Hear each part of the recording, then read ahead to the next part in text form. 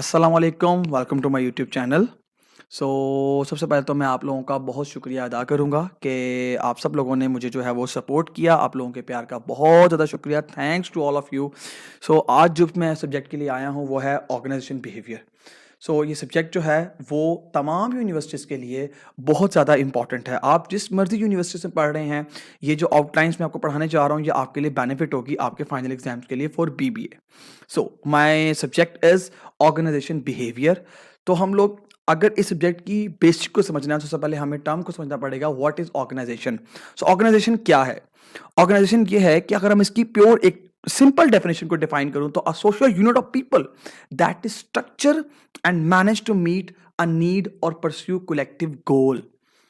देखें, social unit of people, social unit of people से मुराद क्या है? डिफरेंट एबिलिटी और डिफरेंट स्किल्स के वर्कर्स, डिफरेंट स्किल्स के एम्प्लॉयज जो कि एक ऑर्गेनाइजेशंस में काम कर रहे होते हैं एक स्ट्रक्चर के तहत और अपने काम को मैनेज कर रहे होते हैं। और उनका कलेक्टिविटी गोल क्या होता है? वो गोल कॉमन क्या होता है? ऑर्गेनाइजेशन को लेकर चलना। जैसे कि आप एग्जांपल लें तो अपने घरों, अब घरों के अंदर आप जो है वो आपके पेरेंट्स भी हैं, आप लोग भी हैं, आपके भाई बहन भी हैं। डिफरेंट टाइप्स के लोग हैं, डिफरेंट मेंटालिटी के हैं। वो अपनी अपनी एक्टिविटी को परफॉर्म करते हैं, लेकिन उसको कलेक्टिविटी गोल क्या होता है? अपने घर को मैनेज करना, अपने स्ट्रक्चर को क्रिएट करना। ऐसे ही ऑर्गेनाइजेशन भी होती है कि डिफरेंट वर्कर्स होते हैं, डिफरेंट एम्प्लॉयज़ हैं जो कि डिफरेंट स्किल्स रखते हैं। वो लोग अपने काम को इस तरह से मैनेज करते हैं, लेकिन उनका कॉमन गोल एक ही होता है। वो क्या होता है? अपनी ऑर्गेनाइजेशन को एक अच्छे वे में, एक अच्छे अंदाज में लेकर आगे चलना। देखिए, अब ये डिफरेंट टाइप्स के लोग हैं, ये आपस में रिलेट कर रहे होते हैं। एक ऑर्गेनाइजेशन सिर्फ एक ही स्किल्स पर्सन से नहीं चल सकती। डिफरेंट स्किल्स के लोग पाए जाते हैं। अकाउंट्स वाले अलग होंगे और परचेज वाले अलग होंगे, मैन्युफैक्चरिंग वाले अलग होंगे और एचआर वाले अलग होंगे, परचेज डिपार्टमेंट वाले अलग होंगे। सो ये क्या है? डिफरेंट डिपार्टमेंट्स हैं, डिफरेंट स्किल्स के लोग हैं जो कि इकट्ठे होकर एक कलेक्टिविटी गोल, एक कॉमन गोल के तहत काम कर रहे होते हैं। So organisations are open system, they affected. और ये जो इनके काम करने का स्ट्रक्चर होता है, ये जो अपने काम को मैनेज कर रहे होते हैं, इससे क्या होता है? एक इन्वायरमेंट क्रिएट हो रहा होता है। अब वो इन्वायरमेंट क्या है? वो है असल इन्वायरमेंट आपकी organisation, that is called organisation. और आपको समझ आ गई होगी ऑर्गेनाइजेशन डेफिनेशन। हम इसको मजीद एक एग्जांपल के तहत देखते हैं कि मैंने एक एग्जांपल लिया यहाँ पर एक बायोलॉजी की।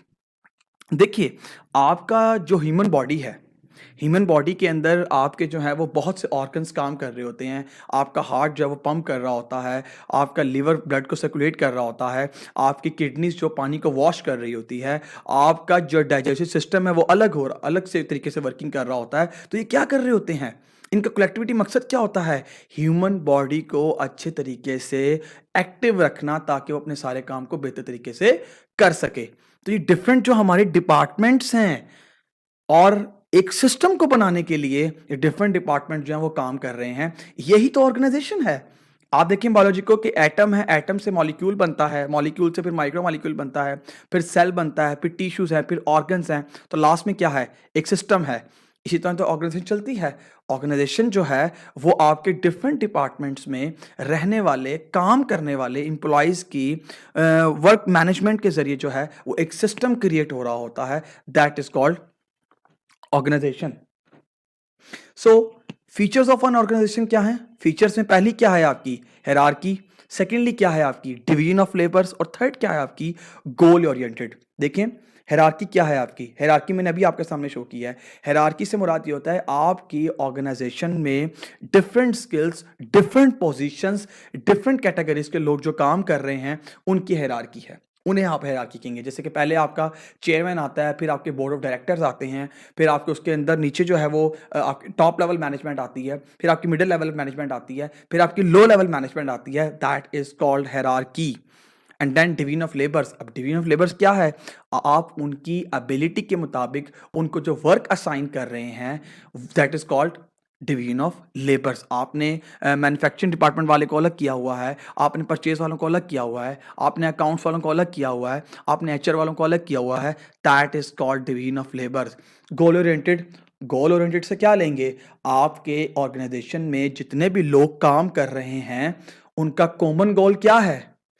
उनका कॉमन गोल क्या है कि एक ऑर्गेनाइजेशन को एक बेनिफिशियल बनाना, प्रॉफिट मैक्सिमाइजेशन करना। तो organisation have specifically objective they strive to achieve providing focus and direction to their activities. तो गोल ओरिएंटेड से मुराद जितने भी अब काम वर्कर्स काम कर रहे हैं उनका गोल एक ही है, for the sake of organisation कि ऑर्गेनाइजेशन को आगे लेकर चलना। होप ये आपको ऑर्गेनाइजेशन को समझ आया होगा। अभी बिल्कुल स्टार्टिंग है, हम इसको आगे लेकर चलेंगे। Hope you like the video, share कीजिएगा, सब्सक्राइब कीजिएगा और अपना बहुत ख्याल कीजिएगा। मुझे आप लोगों की सपोर्ट की बहुत ज़रूरत है। आप जितना इसको सपोर्ट करेंगे आपके लिए बेनिफिट होगा।